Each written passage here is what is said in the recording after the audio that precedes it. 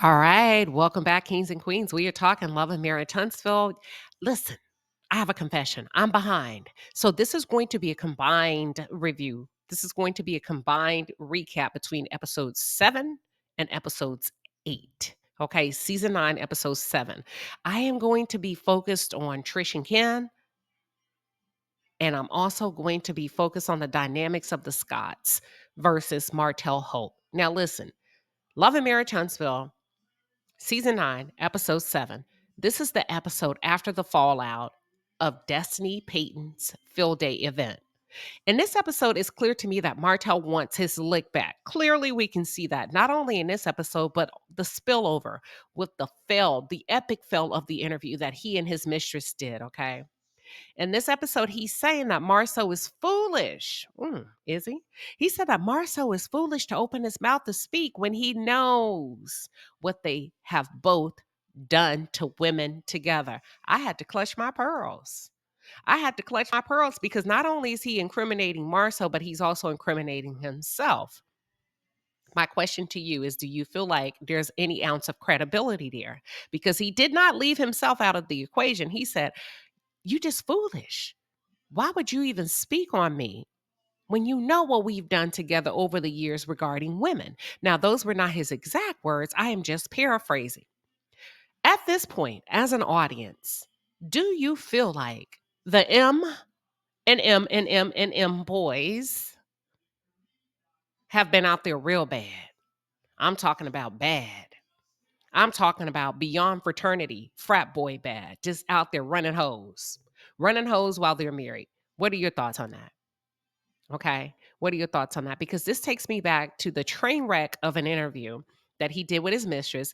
And the lady openly admitted that she allowed those men to run a train on her. She allowed two brothers to run a train on her.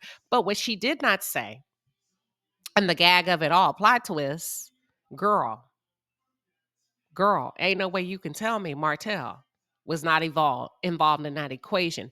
Now, Martell may not have been in the room with the Scotts, but he was in the room. He was in the upper room. And I think that could be the correlation at the field day event when he hollered to Marceau, "You went behind me.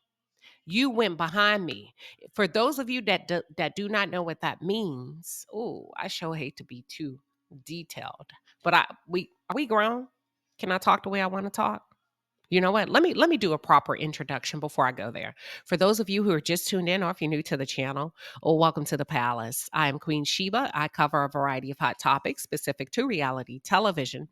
But most importantly, I hone in on the psychological and the behavioral traits of the Black experience. Subscribe now. All right. Can we have a grown folk conversation regarding Love and Marriage Huntsville, Season 9, Episode 7? When Martell Holt yelled at Marceau Scott and said, "You went behind me," y'all, he's talking about running trains on women. Running trains on women. Consenting women, I hope. And it sounds like the young lady that did the interview gave her consent. So Martell is saying, "I'm that dude. I'm that nigga. I'm that guy. I always get first dibs. Yo, Mr. Goodbar went in behind me. I ain't never went behind you." What is he talking about? Oh, Lord. I'm going to have to give it to you raw. He's saying every time we fuck hoes, I go first. Which leads me to believe, I'm going to tell y'all something. Martell, once he got a hold of that freedom outside of his marriage, he's the ultimate recruiter. He's the headhunter of the group, in my opinion. And the reason why the reason why the girl didn't give a lot of detail on who paid for what and how she got to Vegas, Ariane, while you up there skinning and grinning, Martell flew her out. Martell is the recruiter. Okay? He's the one that goes out and recruit the hoes. After a while. Now, my question is, who trained him? I think he felt like, I can do a better job. I can pull hoes that's a little bit more decent. And that's what he meant, in my opinion, when he sit there and he accused Marceau of going behind him. So that leads me to strongly believe that that girl that did that interview, yeah, she was with all them boys. She was with all of them. And to me, that's disgusting.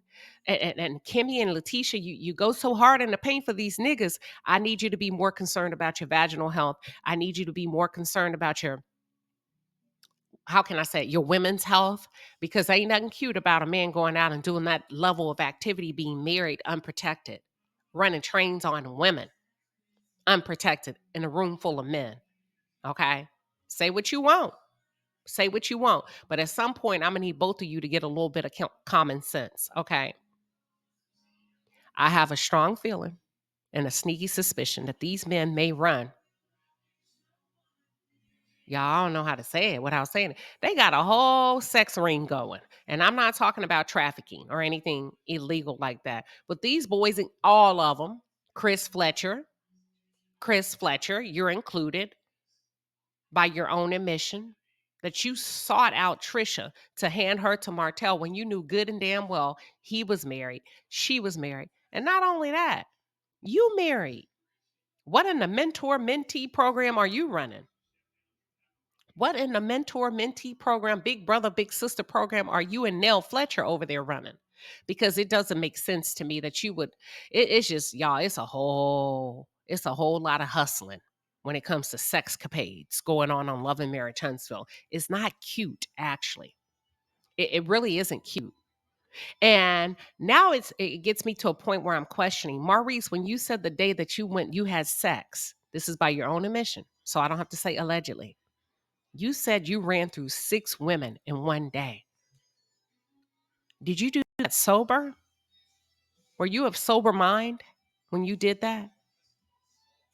Because I'm really concerned. Eddie, are you okay?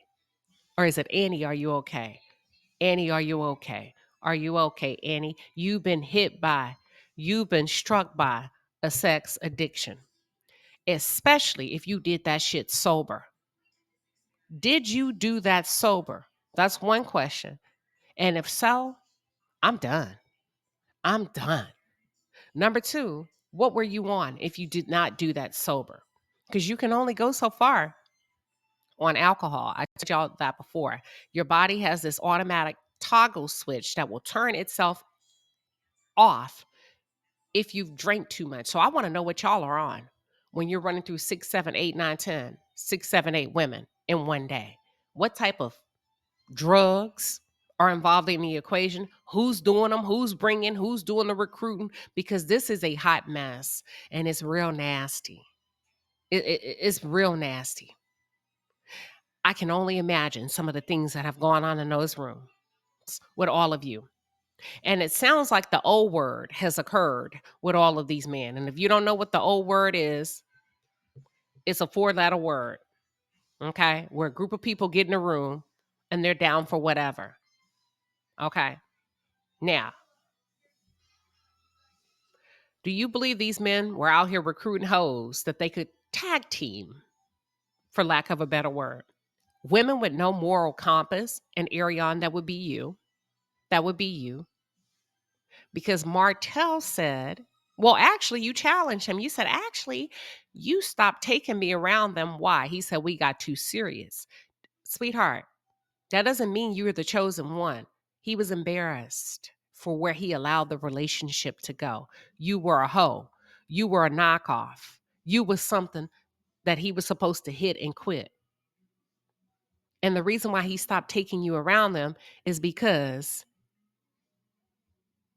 he was not supposed to choose the hoes over the bros.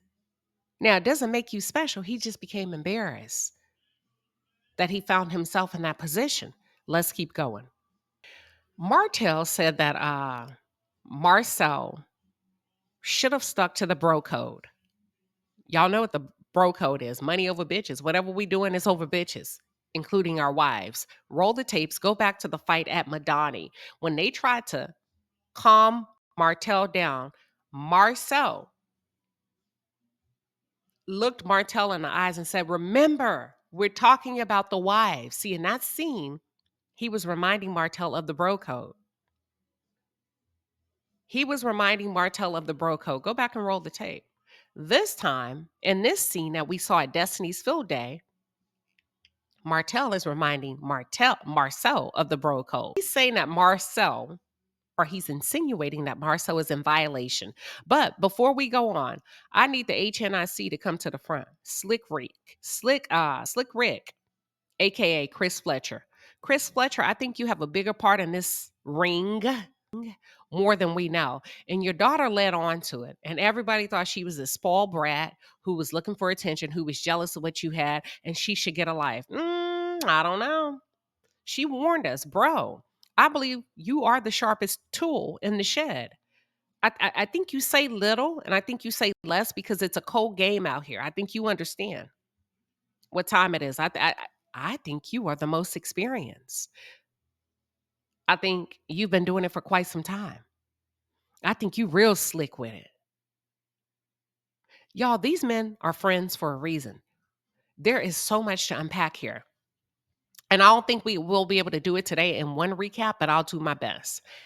Nell Fletcher, I need you to come to the front and I need you to zip it. I need you to be quiet. You chimed in and said that Martell should have left Letitia out of it. He should have. But I'm gonna need you to lead by example because you did not follow your own advice on that Houston trip. Let me shift the conversation real quick. I want to shift to, I'm gonna say this. I don't love and marriage Huntsville. Carlos, are you doing the recruiting? Because it's going down, down, down, down. It's getting worse and worse and worse.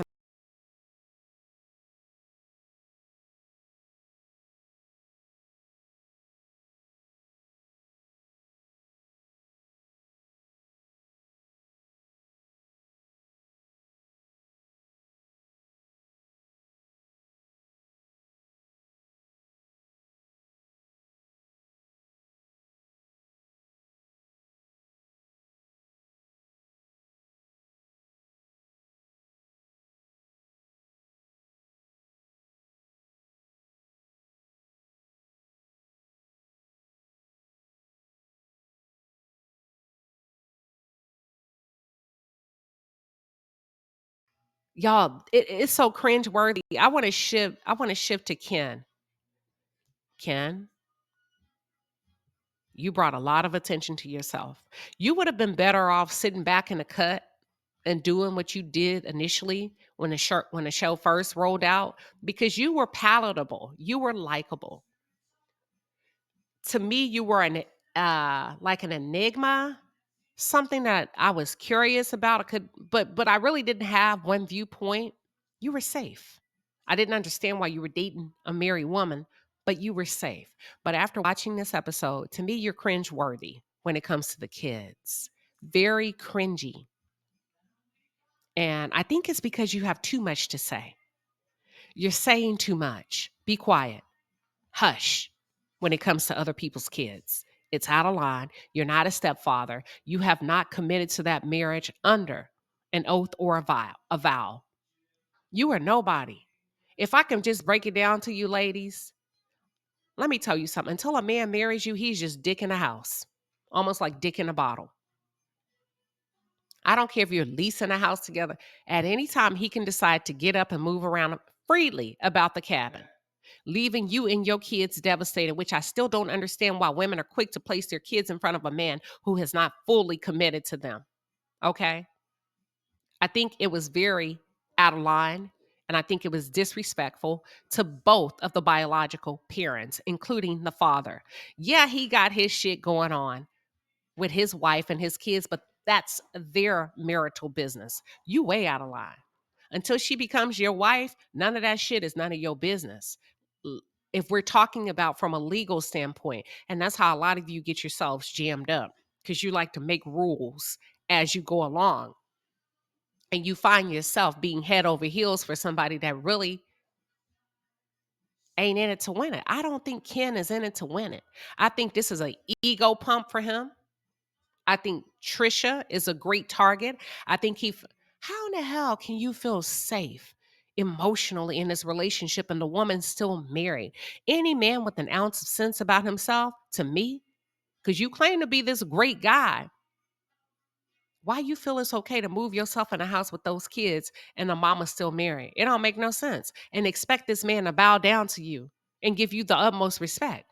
I'm not feeling it. I'm not here for it. Yeah, I know it's out here tough. And when Black women are out here hard and bad, times are tough for them. For those of you that may be single mothers, but shit, don't ever let it get that bad.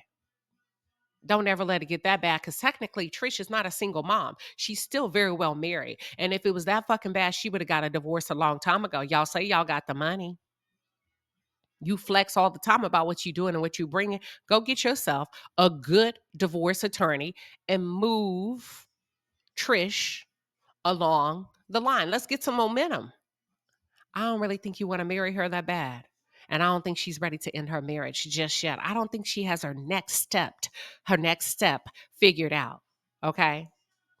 I think it's disrespectful, the setup that you have. I think you talk too much regarding the kids, y'all. When I say the kids, if it was just about him, talking about him and Trish, that would be completely different. But as it relates to the kids, I think it's disrespectful and it creates a conflict of interest to the kids. Bonding. I think you're interrupting the bonding process between them and their parent, their father. Okay. Kids are more savvy than we think. They're more tender than we realize. And sometimes kids can feel a lot of pressure not to respond how they really feel. I don't think those kids hate their father. Stop talking about those kids and their father. It's none of your business. And Trish, you are doing your children a disservice. But on the sidebar, let me just say, very handsome son. He seems to be a nice guy on the inside and out. I do want to say that. I think it's morally wrong to place your children within earshot or even in an environment where those types of things are occurring between you, Ken, and Marquez. Why invite him? Peep this. Why invite him if you're going to be rude? That shit is a no-go item for me. Okay. If you don't know this as an adult, the marriage, about the morality that you should or should not display, the lack thereof, in front of your kids. If you don't know this as two grown ass adults, the marriage going to be hell on wheels. Because if you'll treat the kids like this, and if you would exploit the kids and put their feelings on the line just to satisfy your ego, both of you, okay, then the marriage going to be hell. You wouldn't be able to exercise self-restraint in a marriage. We already have problems in our communities with with uh with kids that don't have daddies in the home. We already have those type of problems. It's very complex for those kids. So they do have access to their father. He may not be in a place that we would want him to be financially. He may have some emotional, he needs to go to therapy. I'm gonna get to that. I'm gonna come back to that. But at the end of the day, it's not your fucking place to tear him down. He's not abusing his kids that we know of. Keep your mouth closed. Clean up your mess, Trish. Clean up your mess with Marquez first. Okay.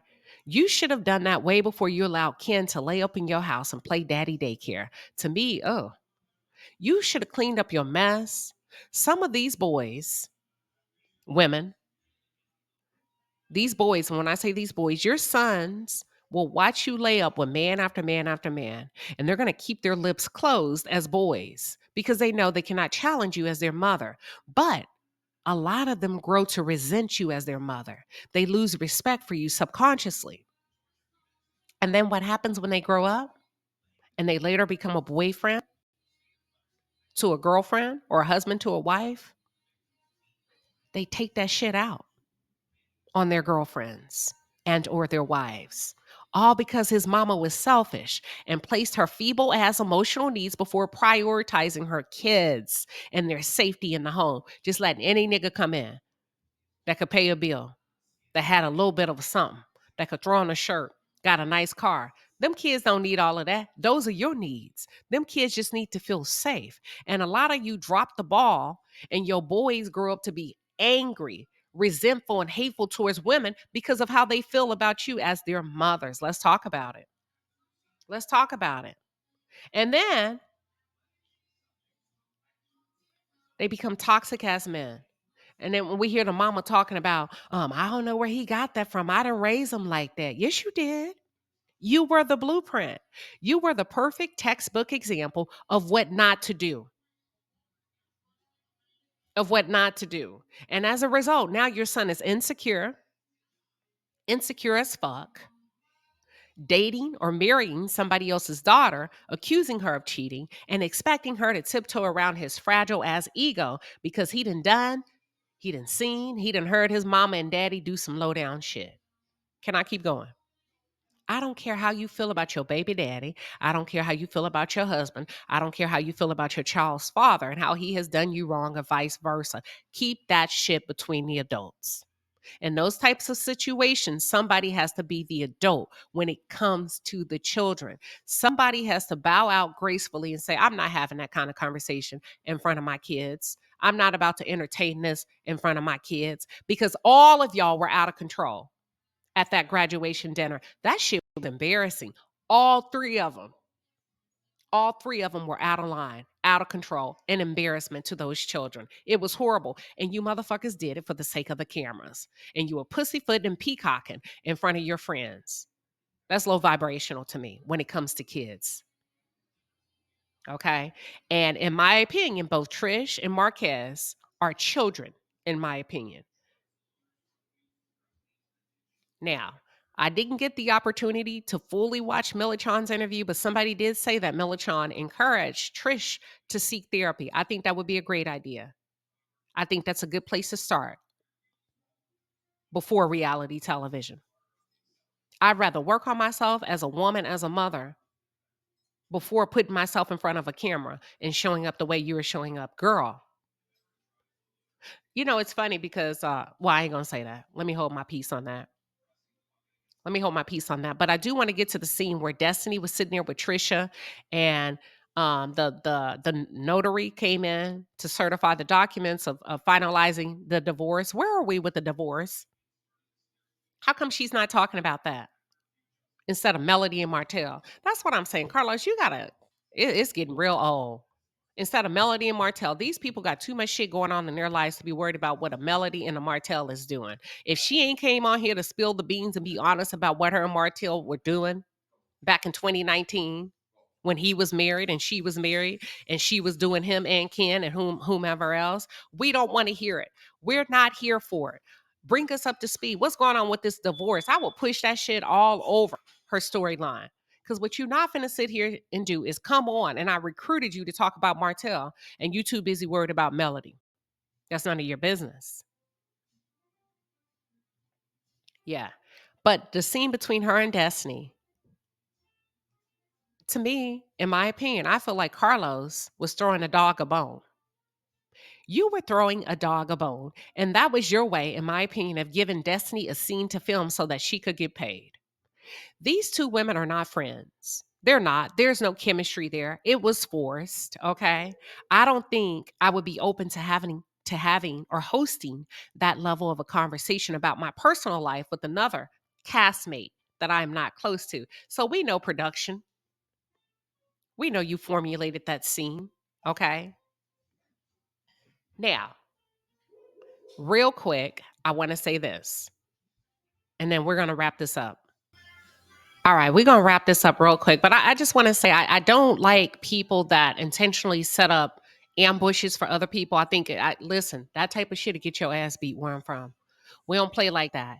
Why invite the man if you're going to try to flex on him in front of everybody? That's low vibrational. It's uncalled for. It's unnecessary to try to embarrass him and smear him on national television. It's just a whole different kind of, it's just a whole different kind of vibe. Yeah, you have the upper hand.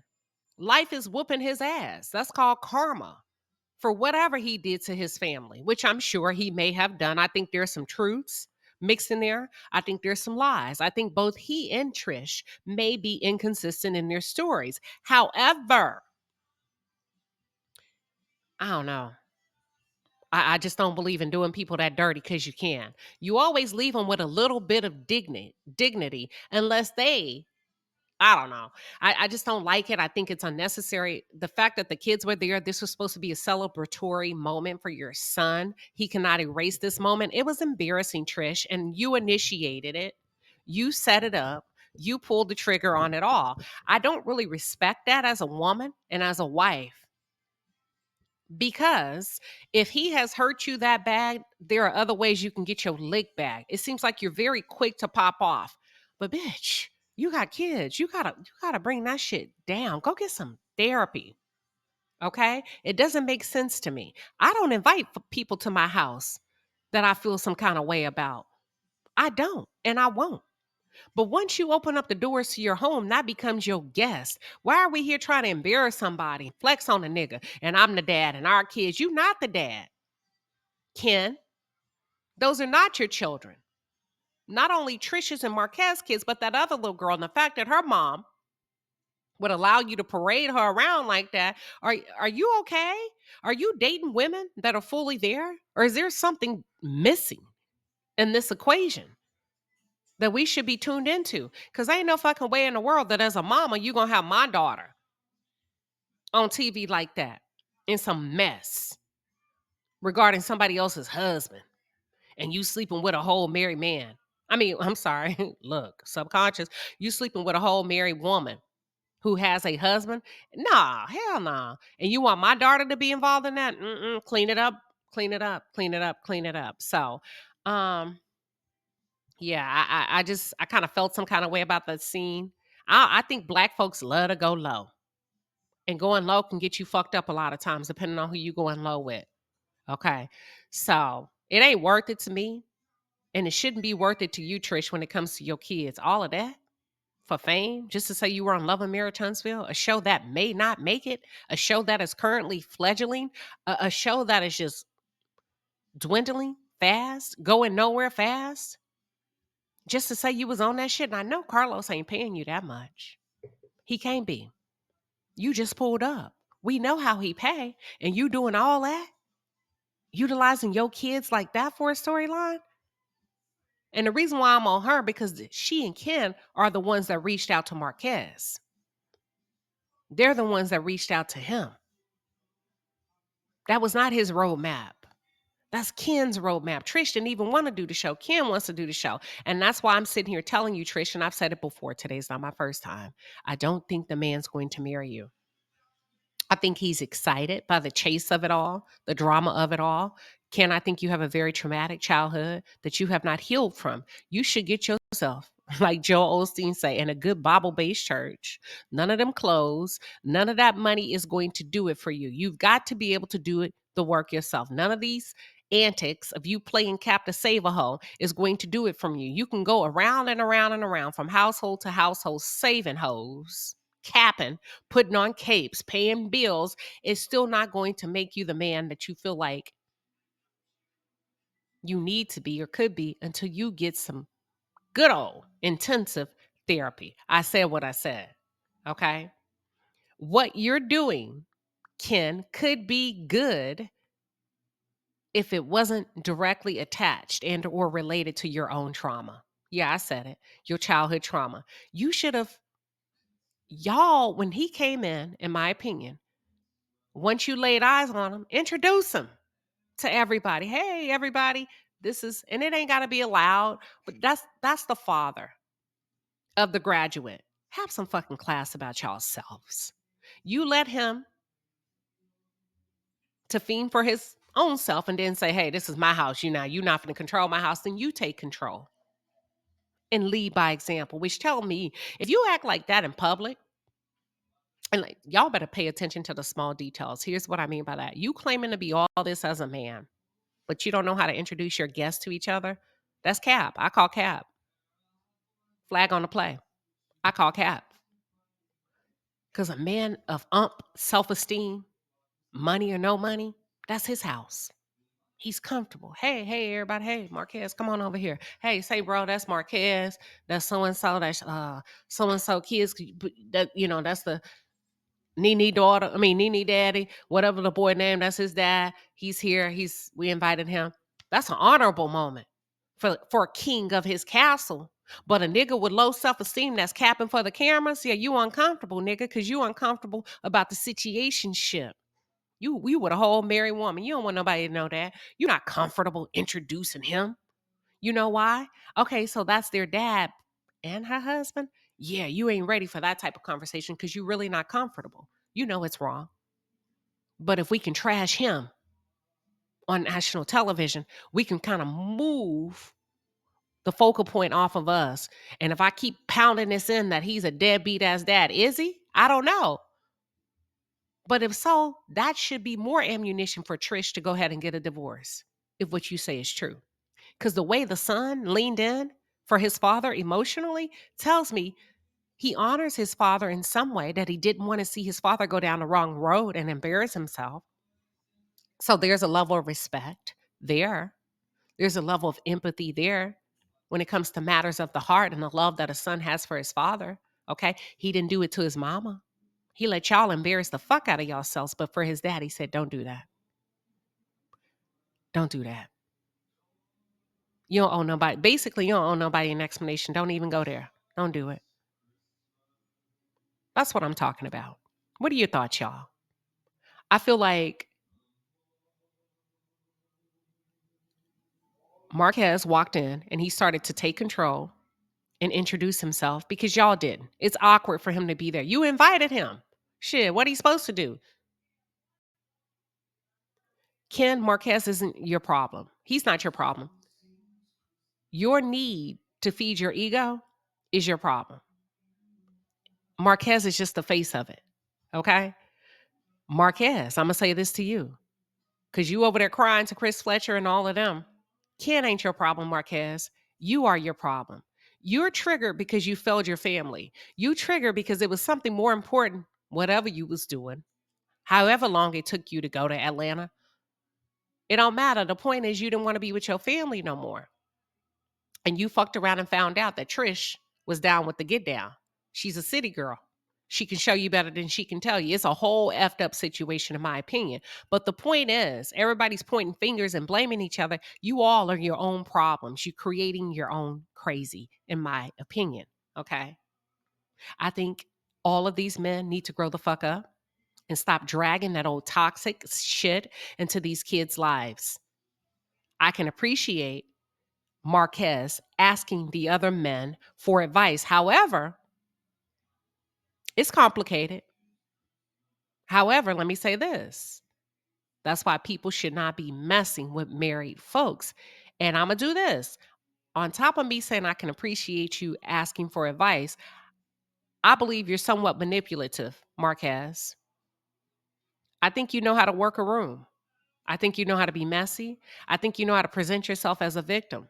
I think you've learned somewhere along the way in life that as a man, if you show your feelings and if you cry, people start to look at you different. Like, wow, that's different. And somehow it puts you in a place of being right and them in a place of being wrong. Okay. I'm not buying it. I think you know how to work a room. I think you should go get some therapy. I think you should go get some therapy because, man, you're a grown ass man with a fully grown son now. Grow the fuck up, man up, stop crying, stop playing a victim role. You had just as much to do with the demise of your marriage as your wife. That's it. That's all. Those are my thoughts on Love and Marriage Huntsville, season 9, episodes 7 and 8. I know I gave it to you a little bit raw today, but y'all, these people are pissing me off. When you start playing with kids like that, somebody got to say something. It's not cute to me. I'm so glad that a while back, I think Carlos, I remember Melody did an interview. And I think she said that the producers asked her if she could talk about or show her kids and going through the custody thing. She said, absolutely not. My kids are off limits. Yeah, more people should have that attitude, especially you, Trish. Don't fall for the okie doke. Don't fall for the okie doke. I think you and Ken are going to have a huge problem in your marriage. I think it's fun right now, but once you sign them papers and he has you for life, because you remember, Ken is not a man that knows how to commit, in my opinion. In my opinion, he ain't never been married. He's been in full-term relationships with women with kids. Yet here we are. You ain't wife nobody down yet. Trisha, don't fall for that bullshit that you so special and you the first one that he's met. Girl, what book do you need me to send you? Because the writing is on the wall. Let's talk about it.